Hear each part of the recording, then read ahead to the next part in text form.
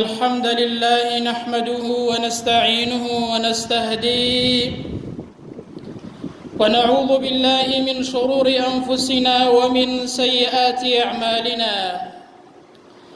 أشهد أن لا إله إلا الله وحده لا شريك له، وأشهد أن محمدًا عبده ورسوله. اللهم صل على محمد وعلى آل محمد كما صليت على إبراهيم وعلى آل إبراهيم في العالمين إنك حميد مجيد.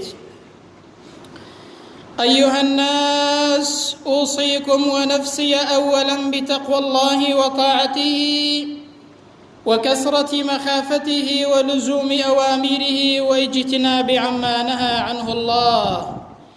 قال تعالى في كتابه العزيز: يا أيها الذين آمنوا اتقوا الله حق تقاته ولا تموتن إلا وأنتم مسلمون. أما بعد، فإن أصدق الحديث كتاب الله، وخير الهدي هدي محمد صلى الله عليه وسلم، وشر الأمور محدثاتها، وكل محدثة بدعة، وكل بدعة ضلالة، وكل ضلالة في النار. أما بعد، إيمان داران، سلام و رحمة و مهرباني خوای پروردگار برجه بسر همولاک ماندا. خوای پروردگار برحم و بزی خوی بمان گره لبند راستقینکانی خوی. بێگومان ئێمە لە زروف و زمانێکدا دەژین ئینسان لە ماڵەکەی خۆیدا بەتەنیا دەتوانێ متابعەی هەموو شتێ بکات لە چاکە و لە خراپە.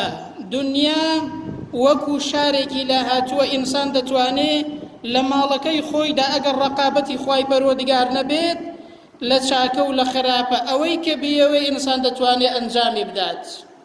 بەڵام تەنها ئیمان و هەستکردن بە چاودێری خوای پەروەردگار ئینسان وا لێ دەکات کە دەستی نەچێتە هیچ خراپەیەک. بۆیە بە کورتی باس لەوە دەکەین هەستکردن بە چاودێری خوای پەروەردگار، هەستکردن بە ڕەقابەتی خوای پەروەردگار نیشانەی ئیمانی بەهێزە. خوای پەروەردگار دەفەرمێت: وهو معكم أينما كنتم. خوای پەروەردگار بە زانست و زانیاریەکەی بە ئاگاداری لەگەڵتاندایە لە هەر شوێنێک بن. خوای پەروەردگار بەسەرتانەوە چاودێرە و ئاگاداری هەموو کار و کردەوەیەک و هەموو حەرەکاتێکتانە.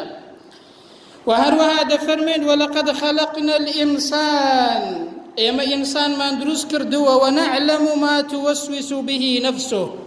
ئاگاداری نەک حاڵ و باڵین، تەنانەت ئەوەی کە لە ناو دڵیشیدا هەیە ئینسان خوای پەروەردگار دەفەرمێ ئاگاداری هەموو شتێکین. و هەروەها دەفەرمێت: وەنەحن ئەقرب إليه من حبل الورید. و ئێمە لە ڕەگی ملی ئەو ڕەگەی کە دەچێتەوە سەر دڵی ئینسان، خوای پەروەردگار دەفەرمێ لە ئینسان نزیکترین. ئەوە پەیامێکە خوای پەروەردگار دەیەوێت تێمان بگێنێت ئینسان ئاگادار بەوا نەزانی دروست کراوی وێڵ کراوی، بەڵکو خوای گەورە چاودێری دەکات.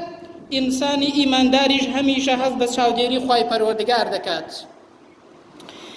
پیاوێک هاتە خزمەتی پێغەمبەر صلی الله علیه وسلم، فەرمووی: ئەی پێغەمبەری خوا صلی الله علیه وسلم، ئامۆژگاریم بکە. پێغەمبەر فەرمووی: اعبد الله كأنك تراه. ئامۆژگاریت دەکەم بەوەی کە خوای پەروەردگار بپەرستی بەو شێوازەی کە خوای پەروەردگار دەبینی. جا ئینسانێک عەزەمەتی ئەو خوای پەروەردگارە و گەورەی ئەو خوای گەورە ببینێ، بێگومان ئەو کەسەیە دەستی ناچێتە هیچ خراپەیەک. بۆیە لەو فەرمایشتەی کە جوبرائیل هاتە خزمەتی پێغەمبەر صلی الله علیه وسلم، لە یەکێک لە پرسیارەکاندا فەرمووی: ئەی موحەممەد، پێم بڵێت چاکەکاری چییە؟ پێغەمبەر فەرمووی صلی الله علیه وسلم: چاکەکاری ئەوەیە أن تعبد الله كأنك تراه. خوای پەروەردگار بپەرستی وەکو ئەوەی کە خوای گەورە دەبینی چاوت لە خوای گەورەیە. فإن لم تكن تراه فإنه يراك. ئەگەر ئەتۆش خوای گەورە نەبینی، دڵنیا بە خوای گەورە ئەتۆ دەبینێت. ئەو ئاەت و فەرمایشتانە پێمان دەڵێن ئینسانی ئیماندار لنشاني إيماني بهزي أويك إنسان هزبت شاوديري خواي پروردگار بكات هزب الرقابتي خواي پروردگاري بكات برزان بويا ابن القيم فرمويتي هر كسيق لنهيني دا لنا ديار دا هزب بوني خواي قورو رقابي خواي قورو بكات خواي پروردگاريش آشكراي أو إنساني رق دخاتو هر وهذي پاريزيت بويا برزان يكيق لنشانكاني إنساني إيمان دار بهزي إنساني إيمان دار أويا كإنسان هميشه هزب شاوديري خواي قورو بكات هميشه وابزاني لهمو كارو كردوية كدا خواي پروردگار دەتبینێت ئەنجا ئەو کەسانەی کە تەقوادارن ئەو کەسانەی کە ئیمانداری ڕاستەقینن هەمیشە هەست بە چاودێری خواي پەروەردگار دەکەن. با گوێ لەو یەک دوو بەسەر هاتە بگرین. گەنجێک ویستی ئافرەتێک تووشی ئەوە بکات کە لە ڕایەکەی خۆی لای بدات و هەروەها خۆی تەسلیم کات. ئەو ئافرەتەیە کە ئافرەتێکی خواناز بوو کە ئافرەتێک بوو هەستی بە چاودێری خواي پەروەردگار دەکرد لە تاریکاییدا گەنجەکە پێی وت کە دەستی لەگەڵدا تێکەڵ کات و خۆی تەسلیم کات بەڵام ئافرەتەکە گوتی با بچین بۆ کۆشکێک هەموو دەرگاکان لەسەر خۆمان داخەین. دوای ئەوەی کە چوونە کۆشکێک ئافرەتەکە بە پیاوەکەی گوت هەموو دەرگاکان داخە بەڵام با هیچ دەرگایەک نەمێنێتەوە. ویستی دەرسێکی پێ بڵێت کە ئینسان دەبێت لە نادیاردا لە تەنیاییدا هەست بە ڕقابەتی خواي پەروەردگار بکات چونکە کەس لە ناو خەڵکدا ئینسان خراپە ناکات بەڕێزان بەڵام هەستکردن بە چاودێری خواي گەورە ئەوەیە لە نادیاردا هەست بە چاودێری خواي پەروەردگارکەی. بۆیە ئافرەتەکە بە پیاوەکەی گوتی هەموو دەرگاکانت داخست گوتی بەڵێ هەموو دەرگاکانم داخست و هیچ دەرگایەک نەماوە. ئافرەتەکە لەو کاتەدا گوتی بەڵام دەرگایەک ماوە کە هەرگیز داناخرێت بەڵام دەرگایەک ماوە کە قەت ئەو دەرگایە داناخرێت هەموو دەرگاکانیش داخەی دڵنیا بە ئەو دەرگایەت لەسەر داناخرێت. پیاوەکە زۆر پێی سەیر بوو گوتی کام دەرگایە ماوە گوتی الباب الذي بيننا وبين الله ئەو دەرگایە ماوە کە لە بینی من و خواي پەروەردگار و تۆدایە دەرگای خواي پەروەردگار دڵنیا بە قەت داناخرێت. بۆیە پیاوەکە ترسی لێنیشت و هەڵسا و ڕۆیشت ترسێکی لێنیش هەستی بە چاودێری خواي پەروەردگاری کرد و گەڕایەوە بۆ لای خواي پەروەردگار. ها بەڕێزان ئەوە هەستکردنە بە ڕقابەت و چاودێری خواي پەروەردگار. گەنجێکی دیکە ویستی ئافرەتێک خۆی تەسلیم کات گوتی باشە ئاخر شەرم ناکەی گوتی خۆ هیچ کەسێک نامان بینێت لە تاریکایی شەوداین تەنها ئەستێرەکان نەبێ هیچ کەسێک دیار نییە. ئاخر گوتی ئەی ئەو کەسەی کە ئەستێرەکانی هەڵهێناوە ئەی ئەو کەسەی کە ئەستێرەکانی دروست کردووە و ئەستێرەکانی هەڵهێناوە برام ئەو دەمان بینێت ئەی شەرم ناکەی برام لەو کەسەی کە ئەستێرەکانی هەڵهێناوە. بۆیە شاعیر جوانی گوتووە کە دەڵێت إذا ما خلوت بريبة في ظلمة والنفس داعية إلى الطغيان لكاتيك ذاك لتاريكاي شوداي هيج كسيكت لي ديار نيا نفست بيت دليك طغيان وسربيتشي قناه تاوان كي خطريك خراب بدل الداديت لو كاتدا فاستحي من نظر الإله شرم كالتي روانيني إلهي وپروردگارت لرقابة شاوديري خواي پروردگار وقل لها إن الذي خلق الظلام يراني بنفسي خود بڵێ برام ئەو کەسەی کە تاریکایی دروست کردووە ئەو دەتبینێت ئەو کەسەی کە ئەرز و ئاسمانی دروست کردووە تاریکایی دروست کردووە دەی دڵنیا بە هەر ئەو دەتبینێت. ئەوە هەستکردنە بە ڕقابەت و چاودێری خواي پەروەردگار بەڕێزان. بۆیە ئیبراهیمی خەواس کە یەکێکە لە زانایان دەفەرمێت گەورەترین عیبادەت ئینسان ئەوەیە کە هەست بە چاودێری خواي پەروەردگار بکات. ئەگەر ئینسان گەیشتە ئەو ئاستەیە هەستی بە چاودێری خواي گەورە کرد دیارە ئیمانەکەی بەهێزە بەڕێزان. بۆیە یەکێک پیاوێک هاتە خزمەتی زانایەک بە ناوی ئەبی زەید فەرمووی ئامۆژگاریم کە. زانایەکە پێی فەرموو تەماشای ئاسمان کە ئەو ئاسمانە دەبینی گوتی بەڵێ گوتی ئەو ئاسمانە کێ دروستی کردووە گوتی ئەڵڵاه هیچ کەسێک کێشەی نییە کە ئەرز و ئاسمان ئەڵڵای دروست کردووە بەڵام گرفت لەوەدایەت چۆن مامەڵە لەگەڵ خواي پەروەردگاردا دەکەین بەڕێزان. بۆیە فەرمووی دەی هەر ئەو پەروەردگارەی ئەو ئەرز و ئاسمانەی دروست کردووە دەی کەواتە وەریای خۆت بە ئەو پەروەردگارە خاوەنی ئەو ئەرز و ئاسمانە دەتبینێ هەمیشە هەست بە چاودێری خواي پەروەردگاری خۆت بکە. ها بەڕێزان چەند گرنگە ئینسان لە نادیاردا هەست بە بوونی بۆ خۆی پەروەردگار و ڕقابەتی خۆی گەورە بکات. دەڵێن یوسف پێغەمبەر سەلات و سەلامی خۆی پەروەردگاری لەسەر بێت لە کاتێکدا کە ئەو ئافرەتەی ویستی هەڵی بخەڵەتێنێت، لە کاتێکدا کە بەیەکەوە لە ژوورەوە بوون هیچ کەسێکیان لەلا نەبوو، لەو کاتێدا ئەو ئافرەتەیە پەڕۆیەک بەسەر ئەو بتەیەدا دەدا کە دەیپەرست چونکە بتپەرست بوون. جا یوسف پێغەمبەر فەرمووی ئایا ئەتۆ شەرم لە بتێک دەکەی کە نەدەبیستێت نەدەبینێت نەڕۆحی لەبەردایە نە ئاگای لە هیچ شتێکە بەرام شەرم لە بتێک دەکەی؟ ئەی ئەمن شەرم لە پەروەردگاری ئاسمان و زەوی نەکەم کە تاکو تەنهایە و ئاگای لە هەموو شتێکەوە هەموو شتێک دەبیستێ و دەبینێت. بەرام ئینسان ئەو پەروەردگارە شیاوی ئەوەیە کە ئینسان لێی بترسێ و هەڵ بە چاودێری بکات. بۆیە یەکێک لە زانایان دەفەرمێت تەماشای ئەوە مەکە کە گوناهێکی گچکە دەکەی، تەماشای ئەوە بکە بەرامبەر پەروەردگارێکی گەورە دەیکەی. ابن مسعود ڕەزا و ڕەحمەتی خوای لێبێ کە یەکێکە لە هاوڵانی پێغەمبەر صلی الله عليه وسلم دەفەرمەی ئینسانی ئیماندار گوناهەکانی وەکو چیایەک دەبینێت، وەکو چیایەک کە بەسەریدا بەربێتەوە و بکەوێتەوە.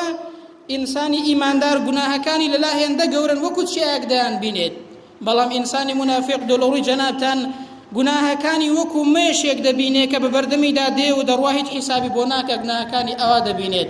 بەڵام ئینسانی ئیماندار هەمیشە گوناهێکی گچکە وا دەزانێت شاخێکەوە بەسەر ئینساندا بەردەبێتەوە.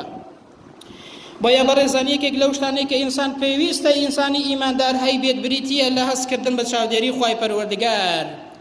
ئەنجا لە کڕین و فرۆشتندا بەڕێزان ئینسان هەست بە بوونی خوای پەروەردگار و چاودێری خوای گەورە بکات کە ئەوڕۆ معاملە و کڕین و فرۆشتن لە بازاری حرام گەلێک فرت و فێڵ گەلێک زۆرە بەڕێزان. وەلەو ئینسانی باش و خاوەن تەقوا و ئیمانداریش زۆرە، بەڵام لەگەڵ ئەوەشدا معاملاتی حرام گەلێک زۆرە بەڕێزان. یەکێک لە پیاوچاکان بە ناوی محەممەدی کوڕی منکەدیر معاملات و کڕین و فرۆشتنی قوماش و ئەوانەی دەکرد. شاگردێکی هەبوو قوماشەکانی لەلا دانابوو، پێی گوتبوو کە ئەو قوماشەیە بە 5 دەرەم بفرۆشێ، ئەوانەش بە 10 دەرەم بفرۆشێت. دوای ئەوەی کە مشتری دێت ئەو شاگردەیە ئەو زانایە لی تێک دەچێت، نازانێت ئەوەی کە بە 5 دەرەمە بە 10 دەرەم دەیفرۆشێت و نازانێت. دوایی کە ئەو پیاوە خوانەسە دێتەوە دەزانێت ئەوەی کە بە 5 دەرەم بووە بەدەی فرۆشتووە یەکسەر دەچێت بە 2 کابرایدا بۆ ئەوەی کە بیبینێتەوە. بەڕێزان ئینسانی ئیماندار ئاوایە هەست بە چاودێری خوای پەروەردگار دەکات، حرام ناخوات، نەک لە مزگەوت بێ و لە دەرەوەش معاملەی حرام بێت. بۆیە بە دوای پیاوەکەیدا دەگەڕێ هەتاوەکو دەیبینێتەوە، پێی دەڵێ کاکە شاگردەکەم ئەو پۆشاکەی پێفرۆشتووی بە 10 دەرەم بە 5 دەرەمە، دەبەیان 5 دەرەمەکەت دەمەوە یان ئەگەر ڕازینی قوماشەکەم دەوە پارەکەی خۆت دەدەمەوە. دەڵێ کاکە ئەمن ڕازیم قەیناکە مشکلە نییە، بە 10 دەرەمەکەش قبوڵمە. دەڵێ کاکە من ڕازی نیم بەوەی کە خەڵک بە 5 دەرەم بێ بەدەم پێ بفرۆشێت، ئاواش ڕازی نیم بە تۆ بە 10 دەرەم بفرۆشێت لە کاتێکدا کە بە 5 دەرەم بێت. بۆیە پیاوەکە ڕازی دەبێت بەوەی کە 5 دەرەمەکەی دەداتەوە یەکسەر دەڕوات. دەپرسێ دەڵێ ئەو پیاوە ئیماندار و دیندار و حەڵال خۆرە کێیە؟ دەڵێن ئەوە محەممەدی کوڕی منکەدیرە، پیاوی خواناس و خاوەن تەقوایە. دەڵێ بەڕاستی ئەگەر لێمان قەوما باران نەباری شیاوی ئەوەیە دوعای پێی بڵێن کە دوعامان بەوکە بۆ ئەوەی کە باران ببارێت. بەڕێزان ئینسانی ئیماندار حرام ناخوات، هەست بە چاودێری خوای پەروەردگار دەکات. ئیمامی ئەبوو حەنیفە ڕەزا و ڕەحمەتی خوای لێ بێت پیاوێکی تاجیر بوو، یەکێکە لە ئیمامە گەورەکان و پایە بەرزەکان. ئەویش بە هەمان شێواز بەردەستێک و شاگردێکی هەبوو، ڕۆژێکیان چەند پارچە قوماشێکی هەبوو، یەکێک لەوانە خەلەلێکی تێدا هەبوو، کەم و کوڕیەیەکی هەبوو. گوتی ئەوەیان ئەگەر مشتری هات ئەو خەلەل و کەم و کوڕیە و عیبەی کە هەیەی لەبیرت نەچێ بە مشتریەکەی بڵێ و سعرەکەشی کەمترە پێی بڵێ گەر هات. گوتی زۆر باشە. کاتێک کە مشتری هات یەکسەر پارچە قوماشەکەی هەڵگرت، ئەو پیاوە لەبیری چوو پێی بڵێ کاکە ئەوە ئەو عیبەیە هەیە و نرخەکەی زیاترە. لەبیری چۆ پیاوەکەش پارچە قوماشەکەی هەڵگرت و ڕۆیشت و نەیزانی. سبحان الله ئیمامی ئەبوو حەنیفە کە هاتەوە، بەڕێزان ئینسانی ئیماندار ئەوە هەست بە چاودێری خوای گەورە دەکات. تەماشاکە ئینسان بزانت چەند جار شتێکت فرۆشتووە کە سعری کەمتر بووە، بەڵام ئینسانی وا هەیە ئەگەر بۆی هەڵکەوێت بە 1000 بێ بەدەشی بفرۆشێت، دەڵێ مشکلە نییە. ئیمامی ئەبوو حەنیفە شوێنی ئەو پیاوەکەوت هەتاوەکو ئێوارە لەو پیاوە گەڕا بۆ ئەوەی کە بیبینێتەوە، بەڵام سبحان الله ئەو پیاوەکەی نەدۆزیەوە. بۆیە هەڵسا پارەی ئەو پاچە قوماشە و ئەوانی دیکەش کە فرۆشت بووی گوتی وەڵڵی هەمووی دەکەمە خێرنەوە کە ئەوەی کە ئەو فرۆشتویەتی پارە حرامەکە لە یەکێکیاندا بێ پارەکەی هەموو کرد بە خێرەوە گوتی نەک حەرام باشتێک کە گومانیشی تێدا هەیە نێتە ناو ماڵەکەمەوە.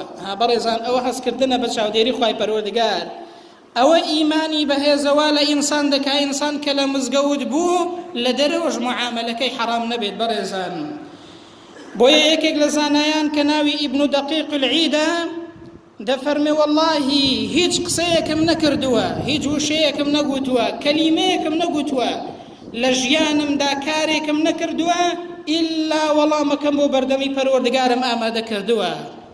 ئینسانی ئیماندار لە خۆت بپرسە ئەو قسەی کە دەیکەی ئەو هەنگاوەی کە دەینەی بزانە ئەگەر خوای پەروەردگار بەیانی لێت بپرسێتەوە وەڵامت چ دەبێ بۆ خوای پەروەردگار. ئەوە هەستکردنە بە ڕەقابەت و چاودێری خوای پەروەردگار. بەڕێزان دەفەرمێ هەر هەنگاوێکم نابێت هەر کارێکم کرد بێت ئیلا بەبەر چاوڕوونیەوە کردومە وەڵامم بۆ پەروەردگارم ئامادە کردووە. ئەی ئێمەش دەبێت لە خۆمان بپرسین برام ئەو کارەی کە دەیکەین ئەو ئیشانەی کە دەیکەین لە ڕۆژانەدا ئەو هەنگاوەی کە دەینەی ئەو قسەی کە دەیکەی بزانە وەڵامت چ دەبێ ئەگەر بەیانی پەروەردگار لێت بپرسێتەوە کە بە تەئکیدیش خوای پەروەردگار لە هەموو شتێکدا لە ئینسان دەپرسێتەوە. بەڵێ خوای پەروەردگار دەفەرمێت وەنەحن ئەقرەب ئیلەیه من حەبل الوەرید. خوای پەروەردگار لە ڕەگی شاملتانەوە لێتانەوە نزیکترە بە زانست و زانیاریەکەی ئاگای لێتانە لە سەرووی عەرشەوە دەتان بینێت. ئاگادار بە ئینسانی ئیماندار هەست بە چاودێری خوای پەروەردگار بکە. قاعیدەیەک هەیە زۆر گرنگە لە ژیانی ئینسانی ئیمانداردا، ئەویش ئەوەیە تاوەکو ئینسان بەرنامەی خوای پەروەردگار جێبەجێ نەکات بەڕاستی لە ژیانیدا بەرهەمی ئەو دینە نابینێت. ڕەنگە ئێستا زۆر کەس پێی سەیر بێت لە مامۆستا ئاخر ئەدی ئەوە نییە لە مزگەوتین، ئەدی ئەوە نییە موسڵمانین و ڕەمەزانمان گرتووە و نوێژ دەکەین و لە مزگەوتین، بەڵام ئەوە بەشێکی بەرنامەی خوای گەورەیە. بەڕێزان هەمووی نییە. بۆیە هەتاوەکو بەرنامەی خوای گەورە لە ژیانتدا هەمووی جێبەجێ نەکەی بەرهەمی ئەو دینە لە ژیانی خۆتدا نابینی. ئەوە وەکو قاعیدەیەک وایە تاوەکو چۆن لە مزگەوتدا ئینسانێکی ئیماندار و دەست بەدەست نوێژی لە دەرەوەش ئاوا معاملەکەت حەڵاڵ نەبێت، لە ماڵەوەش ماڵەکەت بەپێی دینەکەت نەبێت، ئافرەتەکەت و کچەکەت بەپێی دینەکەت بەرگ و پۆشاک لەبەر نەکات، بەپێی بەرنامەی خوای پەروەردگاردا بەڕێدا نەڕۆی دڵنیا بە بەرهەمی ئەو دینە لە ژیانی خۆماندا نابینین. بۆیە زۆر جاران ئێمە جاری وایە ناومێد دەبین کە بەرهەمی ئەو دینداریەی نابینین، بەڵام ئینسان تاوەکو بەرنامەی خوای گەورە هەمووی جێبەجێ نەکات بەڕاستی بەرهەمی ئەو دینەیە نابینێت. بۆیە قاعیدەیەک هەیە کە ئینسان هەر کەسێک بەرامبەر بە خوای پەروەردگار چۆن بێ وەکو خوای گەورە دەیەوێت خوای پەروەردگاریش بەرامبەر ئەو ئینسانە ئاوا دەبێ وەکو ئەو ئینسانە دەیەوێت. ئینسان چۆن بێ بەرامبەری بە خوای پەروەردگاری خۆی، ئینسان وەکو خوای گەورە دەیەوێ ئاوا بێ، خوای پەروەردگاریش وەکو چۆن ئینسان دەیەوێ بەرامبەر ئەو ئینسانەیە ئاوا دەبێت. با گوێ لەو بەسەرهاتەیەش بگرین کە زۆر جێگای دەرسوپەندە. بەڕێزان پیاوێکی دەوڵەمەند بە ناوی نوحی کوڕی مەریەم شاگردێکی لەلا بوو، پیاوێکی لەلا بوو، کەسێک گەنجێکی لەلا بوو کە ژنی نەهێنا بوو، پیاوێکی دەوڵەمەند بوو، پیاوێکی خاوەن حەسەب و نەسەب بوو، باغێکی هەبوو ئەو گەنجەیە کە لەلای بوو گوتی بڕۆ لەلای ئەو باغەی بۆ خۆت ئاگات لە باغەکەت بێ و چاودێری باغەکە بکە و باغەکەم بۆ خزمەت کە. تاوەکو دوو مانگ ئەو گەنجەی نات بۆ ئەوەی ئەو باغەی بۆ خزمەت کا ڕۆژێکیان چوو بۆ ناو باغەکە، لە ناو باغەکەی لە سێبەری دارێکدا دانیشت و بەو کوڕە گەنجەی گوتگوتی هەندێک ترێک شیرینمان بۆ بێنە. لە کاتێکدا کە دانیشت بوو گەنجەکە هەندێک ترەی بۆ هێنا کە چی ترەیەکە وەکو ئەو دەیگوت شیرن نەبوو، گوتی هەندێکی دیکەمان بۆ بێنە، بە هەمان شێواز بۆی هینا ترەیەکە هەر ترش بوو. زاری سێم پێی گوتەوە گوتی هەندێکی دیکەمان بۆ بێنە هەر ترش بوو. لێی تۆڕە بوو گوتی کاکە تۆ دوو مانگە لە ناو ئەو باغەی مندا، یعنی نازانی کامەیان شیرنە و کامەیان ترشە؟ گوتی نە بەخوا لەو باغەیە کە دوو مانگە کردومت بەسەر بە چاودێری ئەو باغەیەوە هەتا وەکو ئێستا یەک دنکم لێ نەخواردەوە. گوتی بۆچی؟ گوتی چونکە تۆ گوتوتە خزمەتی کە نەدوتوە لێی بخۆ. بەڕێزان ئەوە ئیمان و تەقوایە، ئەوە هەستکردنە بە چاودێری خوای پەروەردگار. ئینسانی وا هەیە لە مزگەوت هیچ عیبی نییە دوو لە ڕووی جەنابتان، بەڵام ئەگەر چۆ دەرەوە هەرچی حەرام هەیە لێی هەڵکەوێ دەیکات. ئەوەیە کە ئینسان بەرنامەی خوای گەورە دەبێت جێبەجێ بکات لە ژیانیدا، ئەوەیە کە ئینسان بەرنامەی خوای گەورە یعنی پەیوەستە بە هەموو ژیانی ڕۆژانەمانەوە. بۆیە ئەو پیاوە دەوڵەمەندە زۆر پێی سەیر بگوتی وەڵی مادام ئاوا خاوەن تەقوو و وەرعی بەخوا دەبێت پرسێکت پێ بکەم. کچێکم هەیە لە ماڵەوە، کچێکی زۆر جوان و چاکە، زۆر خاوەنی ئیمان و ئەخلاقە، زۆر پیاوی دەوڵەمەندیش هاتووە بۆ داوای، پیاوی حەسەب و نەسەب هاتووە بۆ داوای خاوەنی پلە و پایە، پیاوی دەوڵەمەند هاتووە، مەشوەرەتێکت پێ بکەم بزانم کچەکەم بە کێ بدەم پێت باشە. گوتی وەڵا قوربان، جاران لەسەر دەمی جاهیلیەتدا عەرەب کچیان دەدا بە خەڵک لەبەر حەسەب و نەسەب و بنەماڵە و بەرزی و ئەوانە، و هەروەها یەهودیەکان کچ بەشوو دەدەن لەبەر ماڵ و سامان و دەوڵەمەندی، مەسیحیەکانیش لەبەر جوانی، ئینسانی ئیمانداریش لەبەر تەقوا و ئەخلاق و ڕوش و دین کچەکەی بەشوو دەدات. دەیگوتی وەڵڵاهی بە قسەت دەکەم تەنها لەبەر ئەوە دەیدەمە ئەو ئینسانەیە کە خاوەنی تەقوا و دین و ئەخلاق و ڕوشتە. دوایش گوتی وەڵڵاهی ئینسانی لە تۆ چاکتر، لە تۆ بەتەقواتر، لە تۆ خاوەنی ئیمان و بەهێزتر و بەخلاق و ڕەوشتل و حەڵال خۆرتر نابینم. بۆیە گوتی وەرە بە ئەو کچەی خۆمیشت لێمارەکەم. نەها بەڕێزان، ئینسان بەرامبەری خوای گەورە چۆن بێت بەو شێوازەی کە خوا دەیەوێ، خوای گەورەش بەرامبەر ئەو ئینسانەیە ئاوا دەبێت. ئەوە بەرهەمی دینە برام. گوتی بەخوا ئینسانی لە تۆ بەتەقواتر و باشتر نابینمەوە. بۆیە دوایە کە پرسیان بە کچەکەیان کرد، کچەکەش کە ڕازی بوودایە ئەو گەنجە بەڕێزە و ئەو ئینسانە ئیماندارە. تەماشاکەن بەڕێزان، ئەوە نەتیجەی هەستکردنە بە ڕەقابەت و چاودێری خوای پەروەردگار. بەڵێ نەتیجەی ئەو زەواجەیە ئەوە بوو بەڕێزان، دوای ئەوەی کە ئەو ئافرەتەیەدا بەو ئینسانە ئیماندارەیە، ئەو پیاوەدای بەو ئینسانە ئیماندارەیە، ئەوە بوو دوایە منداڵێکیان پەیدا بوو، کوڕێکیان پەیدا بوو، ناویان نا عەبدوڵڵاه، ئەو پیاوە ناوی مبارەک بوو. کوڕێکیان پەیدا بوو، ناویان نا عەبدوڵڵای کوڕی مبارەک. ئێستا ئەو عەبدوڵڵای کوڕی مبارەکە یەکێکە لە زانایان، یەکێکە لە پیاو چاکان، یەکێکە لە پیاوە زاهیدەکان. بەڕێزان، ئەوە ئالە و کوڕ و کچەیەوە پاشکەوت. ئەوە بەرهەمی هەستکردنە بە چاودێری خوای پەروەردگار. کەواتە بەڕێزان، دەرەنجامی کۆتایی ئەو بابەتە چیمان پێ دەڵێت کە باسی هەستکردن بە ڕەقابەت و چاودێری خوای پەروەردگارمان کرد؟ پێمان دەڵێت بەر لەوەی کە بگەینە ڕۆژێک کە هیچ نهێنیەک نامێنێت، پێمان دەڵێت بەر لەوەی کە ڕۆژێکدا بێ ئینسان محاسبە بکرێت، با لە دنیادا خۆمان محاسبە بکەین.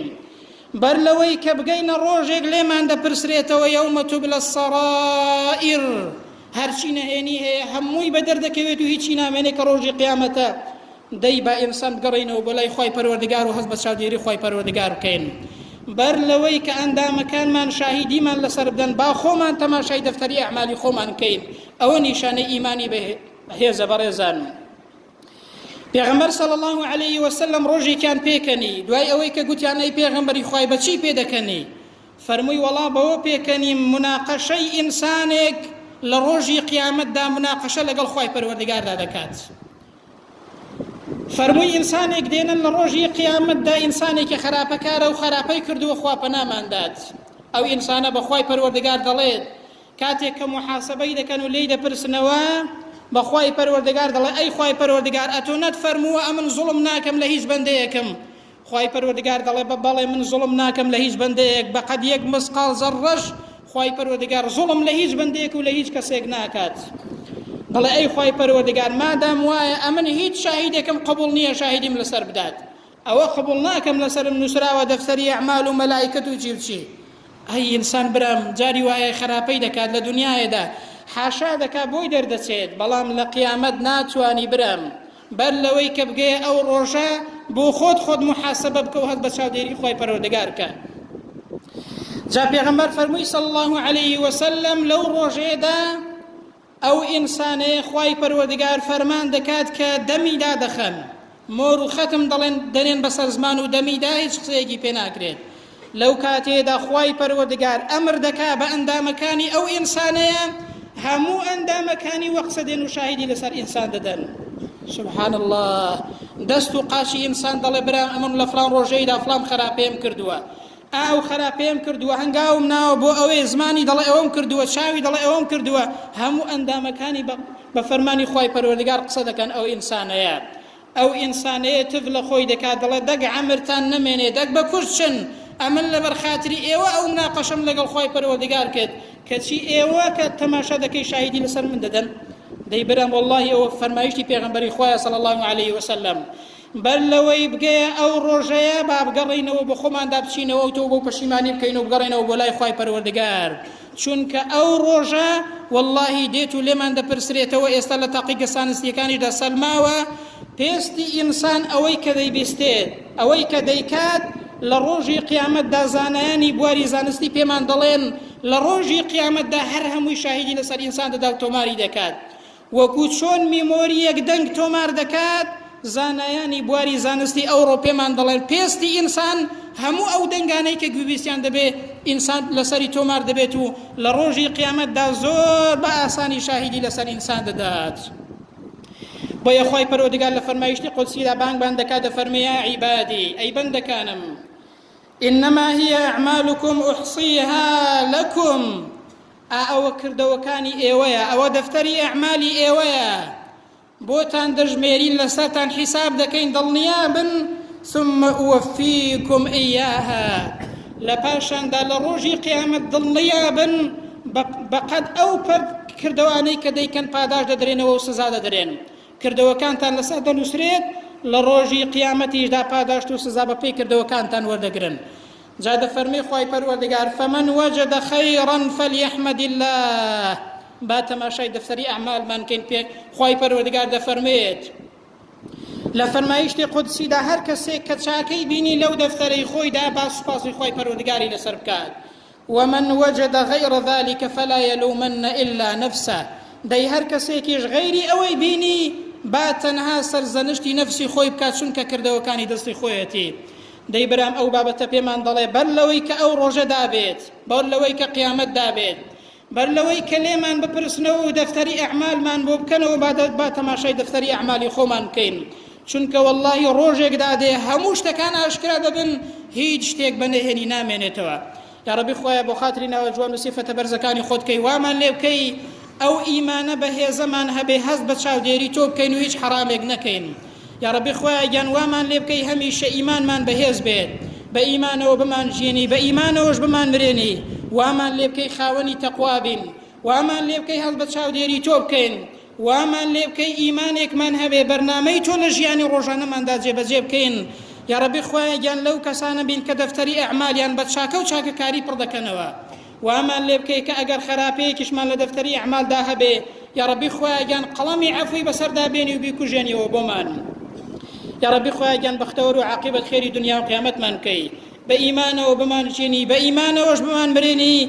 يا ربي خويا جان بو إيمانه بهزج لروجي قيامت دا زيندو من كي وعاقبة خير دنيا وقيامت من كي آمين آمين أقول قولي هذا وأستغفر الله لي ولكم وبعد أعوذ بالله من الشيطان الرجيم ربنا آتنا في الدنيا حسنة وفي الآخرة حسنة وقنا عذاب النار